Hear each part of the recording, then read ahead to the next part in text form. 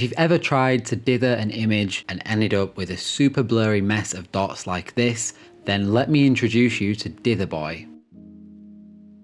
This is a standalone software built specifically for advanced dithering with graphic designers in mind, meaning you can keep your image quality but still dither at scale with big chunky dots or really high detail, super fine pattern. Dither makes it as simple as importing your image, picking from one of the 20 dithering algorithms, tweaking it to your liking and exporting it back into your workflow, wherever that might be. Dither is also the first software ever released by Studio AAA, and it is yours to keep after one purchase. You don't need any subscription for this, and every future update that we ever do for Dither will be completely free with your original purchase. This is just a brief introduction to Dither, but it really is that simple. I'm really excited to have this out in the world now, and I will be continuing my work with dithering this year, but now I can share my settings with you so that you can get the exact same effects as me in a couple of seconds just by copying my sliders, or you can make it own with your own changes and experiments. This has been in the works since May 2024, but Dither is finally available now at studioAAA.com on both Mac and Windows.